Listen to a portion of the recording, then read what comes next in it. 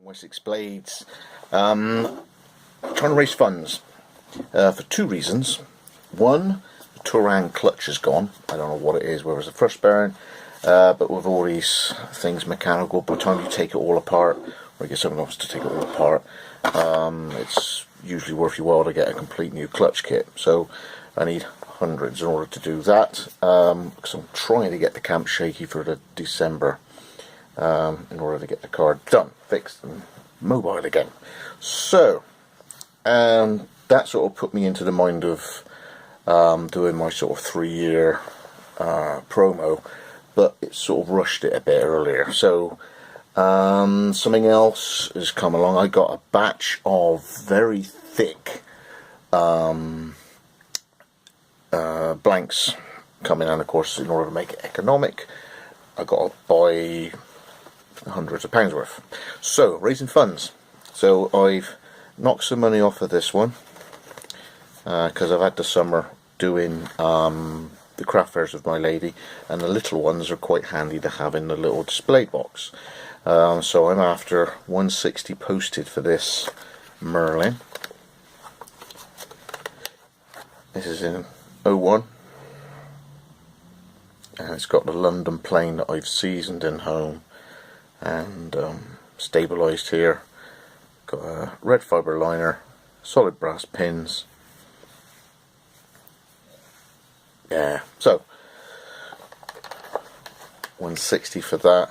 It's got my double lock stick row and sort of a Mr. Merlin there, magician. So that's 160. Next one up is a Guinevere. If I remember, yeah, that's 01 as well. This is more of a Sloyd wood carver. It's got the sported beach on this one.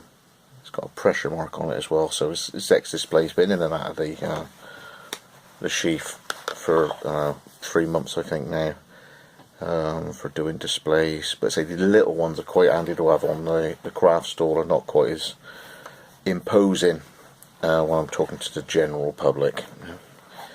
Darlings, aren't they? Yeah, so double row lock stitch on that. That was very light and nimble. I'm letting that one go ex-display. 165 posted. Solid brass pins on that one. And red fibre liners. That's a sported beach. Look at that. So he's got a pressure mark on the sheath on that one. In and out, in and out, in and out. Next one up is Guinevere, but larger. And this one has got a Spartan tooling on it. Again, double row, lock stitch. It's got a ferro rod in burl. And I put a few grooves on there just to give it a bit more tactile feel. This one again, sported beach. Bit bigger.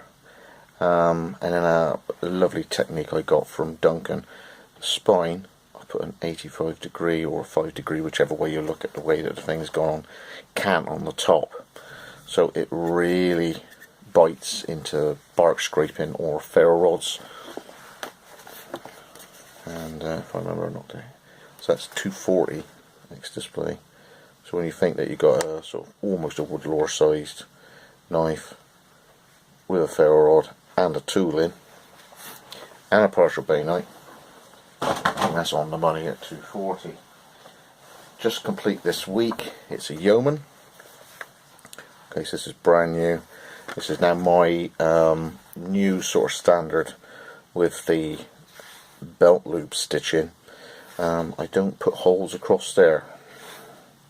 It's just a new way of doing it with Viking boar's head tooling, dangler loop, welded D. Got it in black micarta.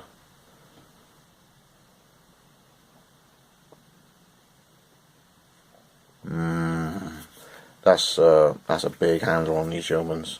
A very full grip, a lot of power you really get a good purchase on these handles.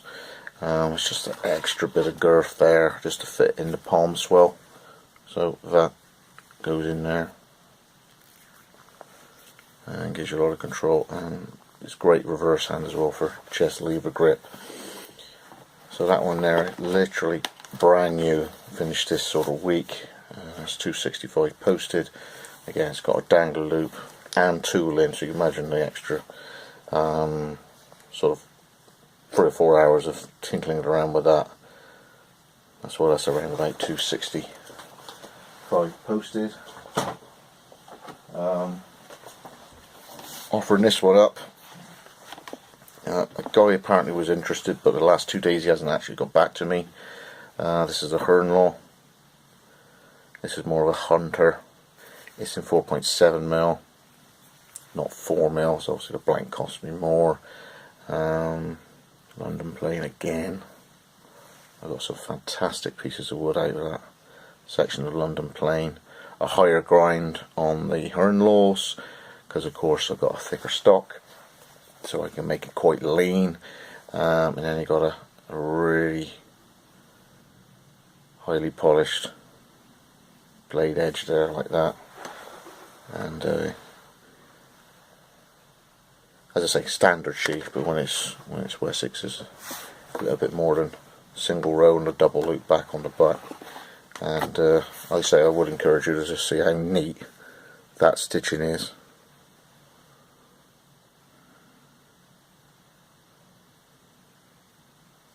Yeah, I mean, wearing it on your belt 90% of the time, that's what people are saying. And then when you get it out, it's got to be at least as impressive when you actually show it. But the sheaths I've always wanted to look, you just got that little bit more class.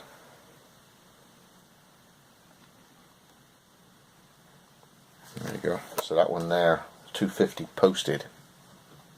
250 posted. Yeah, C6 display. Right, that one. This one here, if it sells, it sells. I actually quite like this one, but needs must.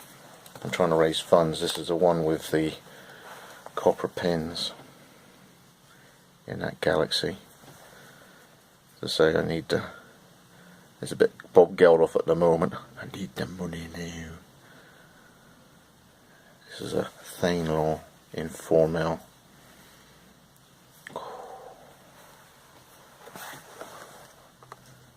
Stitching.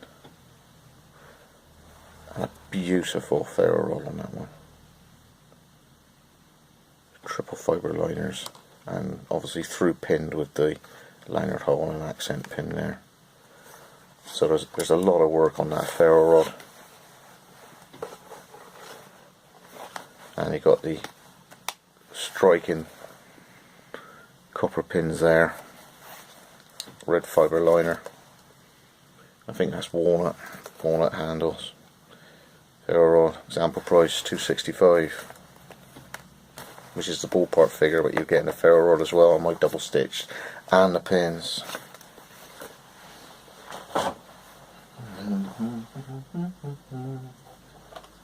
Okay, and just finished,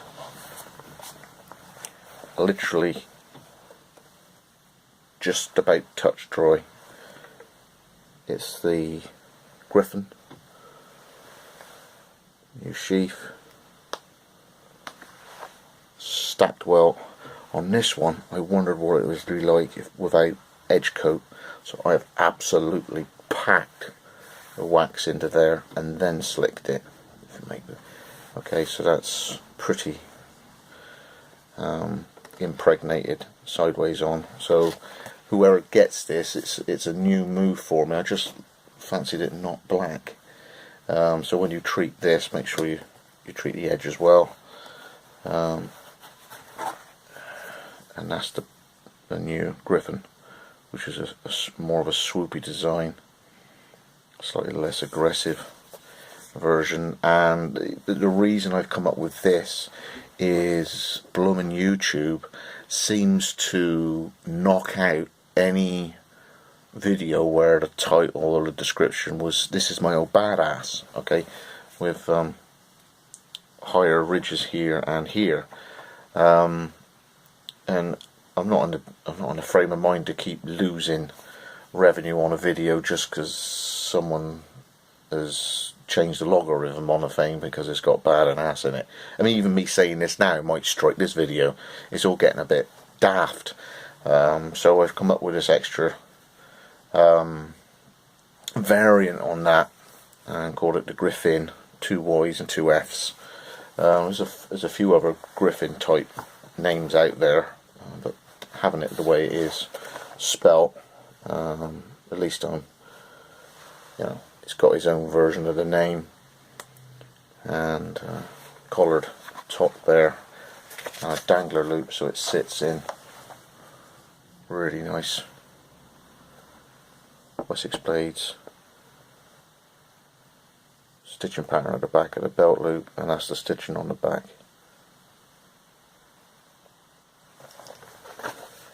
Yeah, just under 400 for that. But when you think that the sheath alone takes me a day and a bit, yeah, and that obviously is in 6.3mm steel with a partial bainite heat treat. So it's not 4mm, 6.3. And then I'm gonna see if I can have to let go of this one. It's a shame because it's nice to have on the stall, or if I'm at a show or anything. But I'll just have to come up with another one. If anybody's interested in this, I worked it out. It's just over 400 posted, with how many hours coming up with a design, putting that in, colouring it,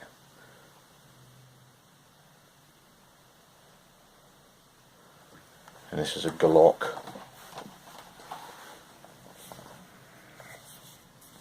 in London plain.